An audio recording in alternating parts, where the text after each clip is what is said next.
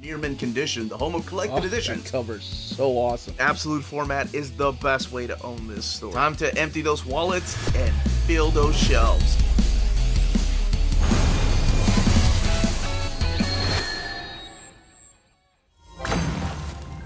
How's it going, all you mentees? Uncanny Omar here from Near Mint Condition, the home of collected editions.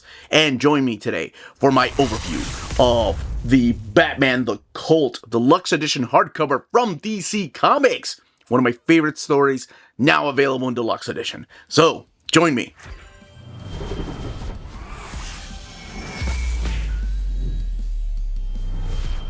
And welcome back, everybody. So here we have the latest DC Deluxe Edition, and it happens to be one of my favorite Batman stories that kind of fits into the Halloween theme, or I guess the spooky season theme, but not in the way that you would think, even though this is drawn by the phenomenal Bernie Wrightson. But first of all, here we have the cover, Batman the Cult, the Deluxe Edition, the DC logo there, Jim Starlin, Bernie Wrightson, Bill Ray.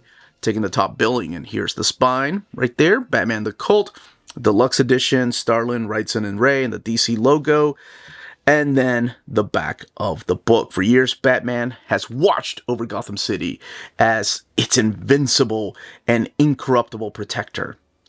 But things are about to change for sure. I actually don't see a rating in this one here.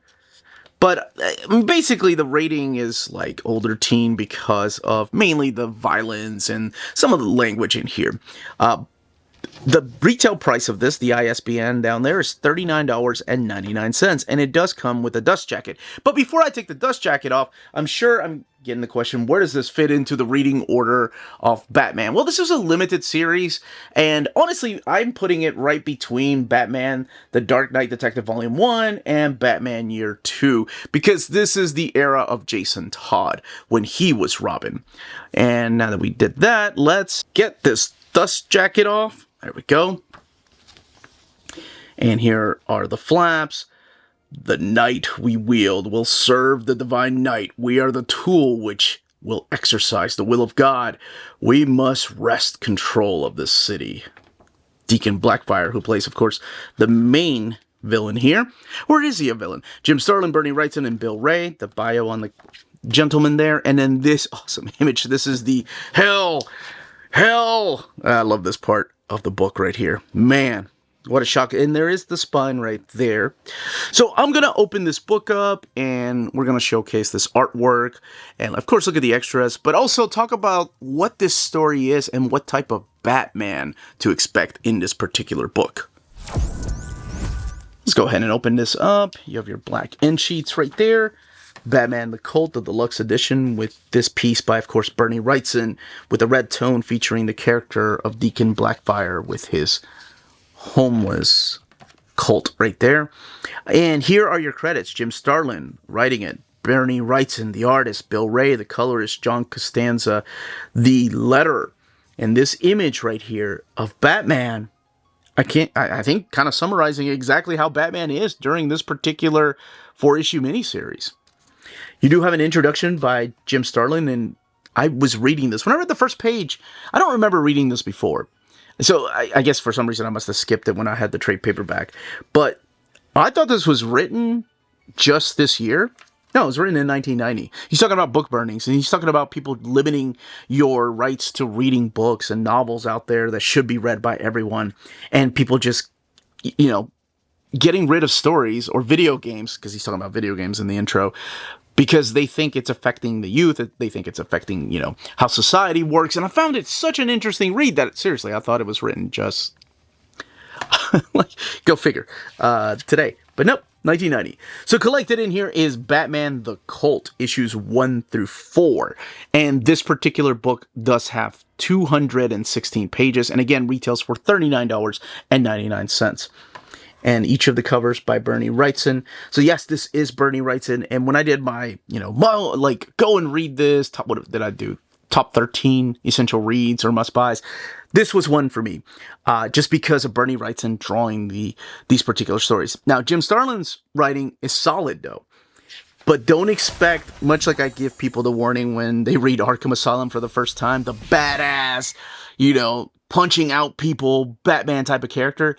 No, he's a little bit different, especially at the beginning. So it starts off with a nightmare Batman's having, or Bruce Wayne as a kid, talking about this house. This house shouldn't be there. He knows what the Wayne Estates looks like, and the house just kind of came out of nowhere. And in this house is the Joker, and this creepy imagery. I'm so glad that he got to draw the Joker here, because I love the way that he draws him. And then him becoming Batman, and killing the Joker, and just finding out just how much he enjoyed killing the Joker, and how he should have done that a long time ago. Like, he gets some kind of just gratification out of just cutting him away with an axe. And then realizing, oh, that's right. I don't know how long I've been here, hung up in the sewers. And this guy right here, I just call him Ratface. Talking about the origin of this guy named Deacon Blackfire. So Deacon Blackfire seems to have been, over 100 years old, and now has made his way in Gotham. So he approaches Batman and telling him, he's gathered his flock, and he wants to cleanse Gotham City, because he knows that Gotham City is full of corrupt criminals, it's full of corrupt politicians, even the police force is corrupt. Like, he can't deny the fact that Batman is not doing his job. Batman has sworn to protect Gotham City, and he kind of sucks at it. So in comes Deacon Blackfire, and he has pretty much gathered the homeless to go into the sewers, and then started building his cult down there. Hence the title, The Cult. And what they are doing, as you find out through, I forget that we don't really find out from the news sources like this anymore, from the media, that there are people that are going missing. But these are bad people. These are killers. These are people that have had a criminal record. These are pimps. These are thieves. These are murderers. And some of them have gotten out because of some kind of loophole. Some of them have gotten out because they paid their dues. And these homeless people are coming in here and just killing them. Like, for example, this is a group of people right here that are stealing, they kill the security guard. So, they're not good people. And they're stealing VCRs. This is the crazy part. VCRs worth $1,000 a unit on the streets. 200 units, that's $200,000.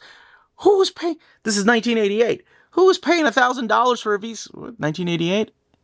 You should have gotten an Emerson, man. Emersons were like about $200. Maybe. Anyway, it doesn't matter. I was just surprised by how much the prices were on VCRs.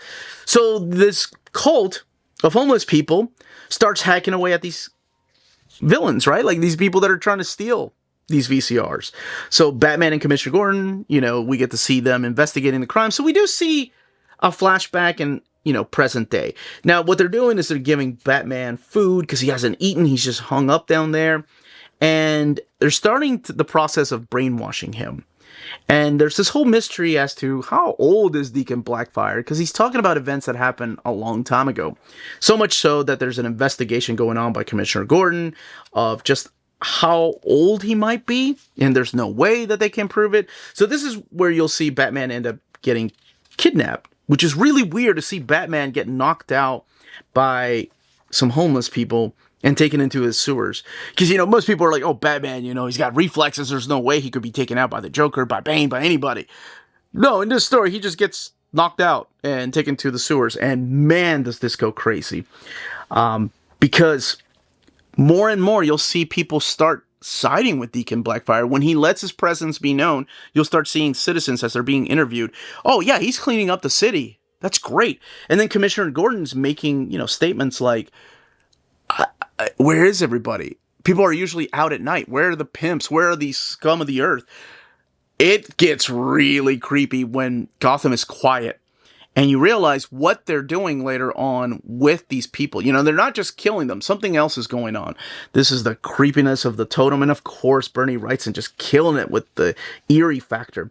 He's making Batman believe. He's making Batman into part of his cult. And that's when Robin comes in. He's like, look, we haven't seen Batman in a while. We need to go and find him. I'm going to the sewers to rescue him. And during this time, I mentioned it a little bit earlier, this is Jason Todd, the second Robin.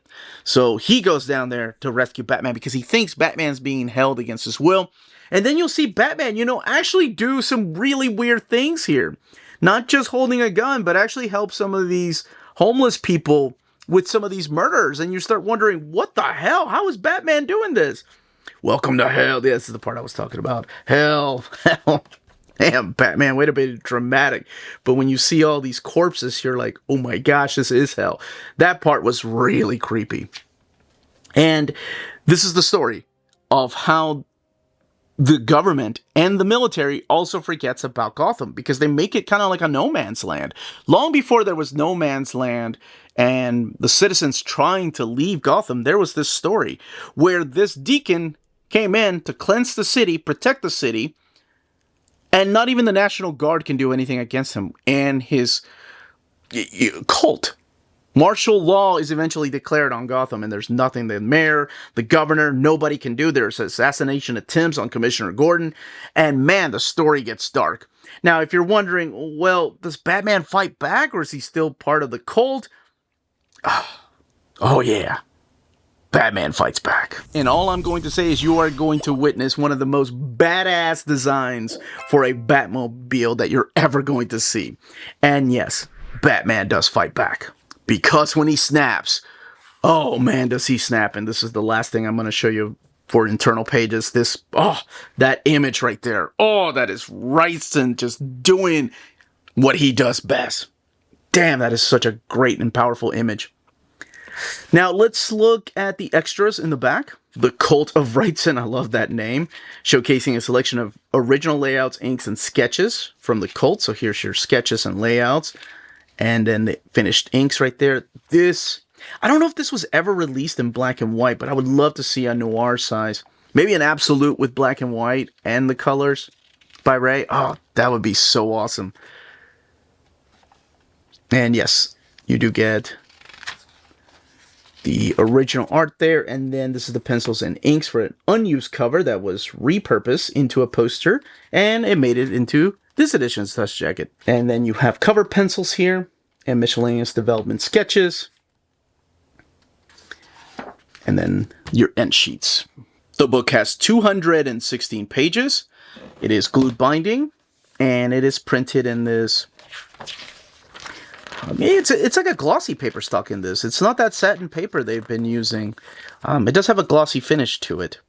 Not as thick as it used to be, but at least, yeah, it's got a glossy finish to it. It doesn't feel like that satin paper, that mix between matte and glossy, or semi-gloss rather. But that's it. That, as they say, is that. If you're interested in purchasing this deluxe edition, don't forget to check out our sponsors. If you're in Europe and you're interested in buying these books, definitely check out Walt's Comic Shop in Berlin, Germany. They have the cheapest pre-order prices, flat shipping rate of €12 for all EU countries, emails answered within 24 hours, waltzcomicshop.com, and you can use the code nearmintcondition at checkout and get free shipping for all EU countries with your first order over €40.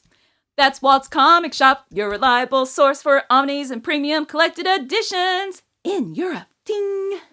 CheapGraphicNovels.com, your online home for graphic novels and collected editions up to 50% off cover price. They have excellent shipping and prompt and helpful service. Check out their bargain deals for up to 90% off cover price. And don't forget that CGN also takes pre-orders. That way you don't miss out on the hottest releases. And they are currently running a special promotion for you Minties. If you're a first-time customer, after receiving your order confirmation email, reply back to that email and let them know Near Mint Condition sent you their way. They will then apply a free shipping promotional credit to your next order in the US. Cheap Graphic Novels, your source for the hottest books with the kind of deep discount, quality shipping, and customer service that will keep you coming back for more. And that was the content, the page count, and build of this book. Let me know in the comments down below if you plan on picking this up, if you have the old trade, if you want to see it someday, maybe in an absolute edition, and if you have any questions. Everyone, stay healthy and safe out there. Much love.